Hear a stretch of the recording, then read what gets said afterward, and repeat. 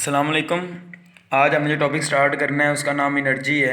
ये भी short question type है सारा जो आज हमें डिस्कशन करनी है। एनर्जी कहते हैं capacity of a body to do work या ability of the body to do work, यानी किसी बॉडी की वर्क करने की सलाहियत को उसकी एनर्जी कहते हैं। ठीक है, किसी बॉडी की एनर्जी उसके वर्क के बराबर ही होती है। यानी अगर बॉडी में 50 जॉल एनर्जी है तो 50 जॉल वर्क करने की सलाहियत रखती है। ठीक है, कि एनर्जी जो है ना कैपेसिटी है, सलाहियत है बॉडी की टू डू वर्क। पावर जो होती है ना वो है वर्क पर सेकंड। एक सेकंड में बॉडी कितना वर्क करती है वो पावर है। अगर एक सेकंड में बॉडी 10 जॉल वर्क करती है उसकी पावर 10 वाट है। अगर 20 जॉल करती है तो 20 वाट है। जबकि एनर्जी किसी बॉडी की वर्क करने की सलाहियत है। ठीक है, और वो वर्क कितने टाइम में कर सकती है वो उसकी पावर है। फ़र्ज़ किया मैं एक पर्टिकुलर काम है मैं कर सकता हूँ, ठीक है, और वही काम कोई और भी कर सकता है, तो हम दोनों की एनर्जी बराबर है। लेकिन पावर बराबर कब होगी जब हम दोनों एक ही टाइम में वो काम करें। अगर डिफरेंट टाइम्स में कर रहे हैं तो फिर उसकी पावर ज़्यादा है तो जल्दी वो काम कर सकता है। ठीक है ना, तो एनर्जी बराबर हो ज़रूरी नहीं पावर भी बराबर हो दो सिस्टम की। ठीक है, अब एनर्जी को डिफाइन करने के बाद हम यहाँ पे दो बेसिक फॉर्म्स ऑफ एनर्जी को डिस्कस करें। काइनेटिक एनर्जी है, दूसरी पोटेंशियल एनर्जी है। काइनेटिक एनर्जी वो एनर्जी है जो किसी बॉडी में पाई जाती है इसकी हरकत की वजह से, जो आप मैट्रिक में भी पढ़ चुके हैं। ठीक है, कोई बॉडी जिसका मैस m है और उसकी स्पीड v है तो उसकी काइनेटिक एनर्जी को हम 1/2 mv² लिखते हैं। जिस बता रही है अगर बॉडी जिसकी स्पीड ज़्यादा होगी उसकी काइनेटिक एनर्जी ज़्यादा होगी। अगर स्पीड ज़ीरो तो काइनेटिक एनर्जी भी ज़ीरो। अब दो गाड़ियाँ सेम स्पीड से जा रही हैं तो उनकी काइनेटिक एनर्जी ज़रूरी नहीं बराबर हो सकता है उनका मैस डिफरेंट हो। एक बस और ट्रक सेम स्पीड से जा रहे हैं तो ट्रक का मैस ज़्यादा है तो लिहाजा ट्रक की काइनेटिक एनर्जी क्या होगी, ज़्यादा। ठीक है, तो काइनेटिक एनर्जी दो सेम स्पीड से मूव करती हुई बॉडी की बराबर सिर्फ उस वक्त होगी जब उनका मैस भी बराबर होगा, वरना नहीं। और अगर आपसे मैं कहता हूँ एक गाड़ी है उसकी स्पीड मैंने डबल करती है तो काइनेटिक एनर्जी कितने गुना बढ़ जाएगी, कितने गुना हो जाएगी, वो 4 गुना हो जाएगी, क्योंकि स्पीड का स्क्वायर है ना। तो अगर मैं इसको डबल करता हूँ 2 टाइम्स करता हूँ तो 2 का स्क्वायर क्या हो जाएगा 4। लेकिन मैस डबल करने पे काइनेटिक एनर्जी सिर्फ डबल ही होगी। ये वैसे आपको पता होना चाहिए। अब काइनेटिक एनर्जी एग्जांपल क्या है, energy process by moving car. कोई गाड़ी मूव कर रही है तो उसकी एनर्जी कौन सी है, काइनेटिक एनर्जी। अब पोटेंशियल एनर्जी को हमने डिफाइन करना है। पोटेंशियल एनर्जी वो एनर्जी है जो किसी बॉडी में पाई जाती है due to its position in force field. ठीक है, पोजीशन का मतलब क्या, किसी बॉडी की अब जगह तब्दील करो तो उसमें जो एनर्जी स्टोर होती है वो जगह तब्दील होने की वजह से जो एनर्जी पाई जाती है उसे पोटेंशियल एनर्जी कहते हैं। अब पोटेंशियल एनर्जी में सिर्फ पोजीशन का चेंज होना ज़रूरी नहीं है। आप जहाँ पे बॉडी की पोजीशन चेंज करें वहाँ पे किसी फोर्स का पाया जाना भी ज़रूरी है। यानी एक बॉडी को मैं ज़मीन से उठा के ऊपर लेके आता हूँ तो उस पर एनर्जी स्टोर हो रही है, वो पोटेंशियल एनर्जी है। इसकी वजह ये है कि क्योंकि उसमें जब उसे अपवर्ड मूव कर रहा हूँ तो उसके मुखालिफ ग्रेविटी की फोर्स है, इस वजह से उसमें एनर्जी स्टोर हो रही है, इसे वापस लेके जाती है। मैं ये इधर पर ही टेबल पे एक पेन को यहाँ से उठा के इधर लेके मैंने इसकी पोजीशन तो चेंज की है लेकिन इसमें कोई एनर्जी स्टोर नहीं हुई होती थी, वापस ना आ जाती। क्यों, क्योंकि इसको मैं जहाँ पे पोजीशन चेंज करूँ वहाँ पे उसके मुखालिफ कोई फोर्स नहीं पाई जा रही। लेकिन अगर इसी मार्कर को मैं एक स्प्रिंग से बांध दूँ, अब मैं इसको उठा के यहाँ पे लेके जाऊँ तो ये वापस आएगा ना फटाफट। क्यों, क्योंकि अब मैं इसकी पोजीशन चेंज कर रहा हूँ यहाँ पे जहाँ पे फोर्स पाई जा रही है। ठीक है, इसलिए डेफिनेशन में आपने बताना energy process by body due to its position in force field. एक ऐसी जगह ऐसे रीजन में हम लोग पोजीशन चेंज करें जहाँ पे फोर्स पाई जा रही है, वो ग्रेविटेशनल फील्ड भी हो सकता है। यहाँ कॉन्स्ट्रेंट स्टेट में पोटेंशियल एनर्जी स्टोर होती है। कॉन्स्ट्रेंट स्टेट वो हालत होती है किसी बॉडी की जो कोई बॉडी बरकरार रखने की कोशिश करती है। इस तरह स्प्रिंग जो है ना, हम जब उसको स्ट्रेच करते हैं तो वो कॉन्स्ट्रेंट स्टेट में होता है, यानी वो अपने आप को पहली हालत में लेके आने की कोशिश करता है। या मैं उसे कंप्रेस करता हूँ तो वो कॉन्स्ट्रेंट स्टेट में, यानी कि वो अपनी प्रीवियस स्टेट को रीगेन करने की कोशिश कर रहे हैं। अब पोटेंशियल एनर्जी की दो टाइप्स हम यहाँ पे डिस्कस कर रहे हैं। पहले हम ग्रेविटेशनल पोटेंशियल एनर्जी को मैं बता रहा हूँ। ग्रेविटेशनल पोटेंशियल एनर्जी वो एनर्जी है जो किसी बॉडी में पाई जाती है उसकी हाइट की वजह से इन ग्रेविटेशनल फील्ड। कि एक बॉडी को मैं ज़मीन से ऊंचाई पे लेके जाता हूँ तो उसमें जो एनर्जी स्टोर होगी उसकी हाइट की वजह से वो ग्रेविटेशनल पोटेंशियल एनर्जी है।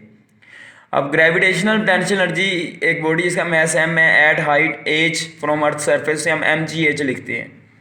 ठीक है, अब आपको पता होना चाहिए ग्रेविटेशनल पोटेंशियल एनर्जी हमेशा हम एक रेफरेंस पॉइंट के लिहाज से मेजर करते हैं, जो ऑर्बिट्रेरी होता है। ऑर्बिट्रेरी का मतलब जो कोई भी हो सकता है, और रेफरेंस पॉइंट को हम जीरो वैल्यू असाइन करते हैं। ये जो फॉर्मूला हम यूज़ कर रहे हैं ना, यहाँ पे रेफरेंस पॉइंट अर्थ का सरफेस है, ठीक है। और इसलिए हम कहते हैं ज़मीन पे बॉडी की पोटेंशियल एनर्जी जीरो है। जो मैं ऊपर लेके जा रहा हूँ पोटेंशियल एनर्जी बढ़ती जा रही है, 1 जूल 2 जूल 3 जूल 4 जूल, जो बॉडी ऊपर जा रही है पोटेंशियल एनर्जी बढ़ रही है, ठीक है। और आपको पता होना चाहिए रेफरेंस पॉइंट बाज का हम इन्फिनिटी भी लेते हैं, जहाँ पे ग्रेविटी की फोर्स जीरो होती है, फिर हम वहाँ पे पोटेंशियल एनर्जी जीरो असाइन करते हैं, और उससे नीचे आते हुए नेगेटिव में क्या होगी, वो हमारे पास कम होती जाएगी। यानी रेफरेंस पॉइंट कोई भी हो सकता है। यानी अगर आपसे मैं कहता हूँ कि एक टेबल जिसकी, ठीक है, एक बॉल है टेबल से ऊपर वो H2 हाइट पे है बॉल, लेकिन ज़मीन से H1 हाइट पे। एक स्टूडेंट कहता है इसकी पोटेंशियल एनर्जी mgh1 होगी बॉल की, ये कहता है नहीं नहीं नहीं mgh2 होगी। तो अगर आपसे मैं पूछूं कौन करेक्ट है, दोनों करेक्ट है। mgh1 पोटेंशियल एनर्जी होगी ज़मीन के सरफेस से लिहाज से, mgh2 पोटेंशियल एनर्जी होगी टेबल के सरफेस से लिहाज से, तो दोनों सेम है। यानी पोटेंशियल एनर्जी की वैल्यू एक पर्टिकुलर पॉइंट पे फिक्स नहीं होती। एक बच्चा कहता है सर एक पर्टिकुलर पॉइंट पे पोटेंशियल एनर्जी 5 जूल है, तो कहते हैं नहीं सर 10 जूल है। तो मैं ये नहीं कहूँगा कि एक गलत कह रहा है, दोनों सही हैं, क्योंकि हो सकता है जो 5 जूल कह रहा है उसका रेफरेंस पॉइंट टेबल सरफेस है, और जो 10 जूल कह रहा है उसके लिए रेफरेंस पॉइंट ज़मीन का सरफेस है। तो पोटेंशियल एनर्जी के लिहाज से एक पर्टिकुलर पॉइंट पे पोटेंशियल एनर्जी की वैल्यू रेफरेंस पॉइंट के लिहाज से कोई भी हो सकती है पोटेंशियल एनर्जी की वैल्यू, ठीक है। तो आपको पता होना चाहिए इसकी एब्सोल्यूट वैल्यू नहीं होती, फिक्स वैल्यू नहीं होती। इसके लिए रेफरेंस पॉइंट हम लेते हैं जो क्या होता है ऑर्बिट्रेरी होता है। इसका आपको आइडिया होना चाहिए, जो MCQ में पूछ सकते हैं। वैसे शॉर्ट में डिफाइन ही करना है आपने और फॉर्मूला लिखना, और ये बता देना कि इसमें रेफरेंस पॉइंट हम ऑर्बिट्रेरी लेते हैं, जिसका हम कौन सी वैल्यू साइन करते हैं, ज़ीरो वैल्यू साइन करते हैं।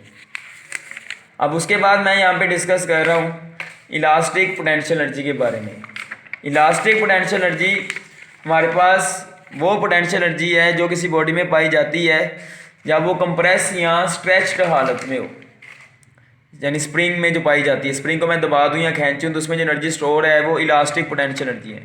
या रबर तो हम स्ट्रेच ही कर सकते हैं, कंप्रेस तो कर नहीं सकते, तो उसमें भी एनर्जी इलास्टिक पोटेंशियल एनर्जी होती है, ठीक है। तो इलास्टिक पोटेंशियल एनर्जी वो एनर्जी है जो possess by a body due to its when it is in compressed और स्ट्रेच स्टेट, जिसे हम कॉन्स्ट्रेंड स्टेट भी कह सकते हैं।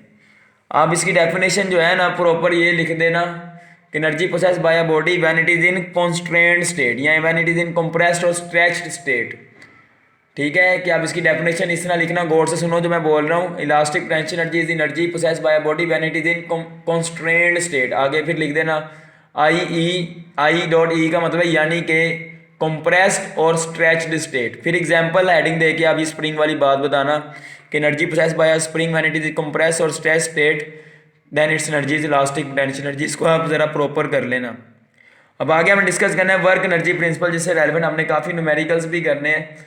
वर्क एनर्जी प्रिंसिपल की स्टेटमेंट सबसे पहले बता देना। वर्क बी का यूनिट भी जूल होता है, एनर्जी का यूनिट भी जूल होता है, इसको जूल पढ़ते हैं वैसे मोस्टली। तो हमने दोनों के दरमियान रिलेशन डेवलप करने के लिए प्रिंसिपल स्टडी करें, इसका नाम है work energy principal. Work energy principal की स्टेटमेंट ये है कि work done on the body जो है ना उसकी काइनेटिक एनर्जी में चेंज के इक्वल होता है। हम यह प्रिंसिपल जो है ना एक स्पेसिफिक केस लेके चल रहे हैं।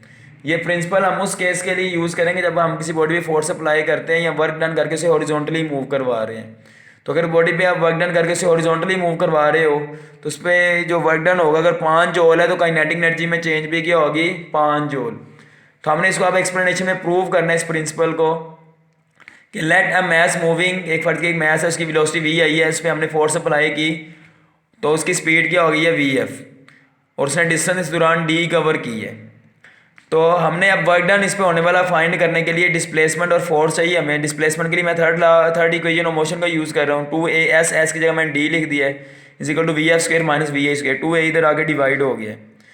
अब फोर्स के लिए हम second law of motion use करें फिजिकल टू m में।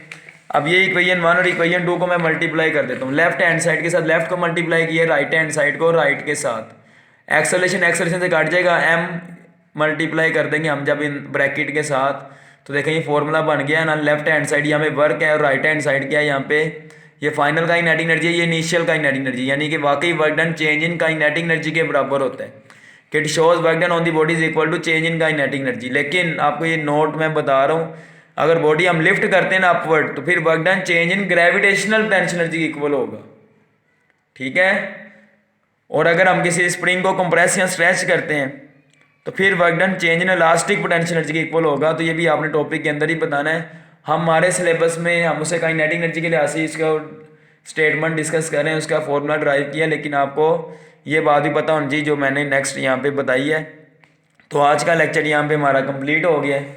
कोई सवाल हो तो आप पूछ लीजिएगा। अल्लाह हाफिज़।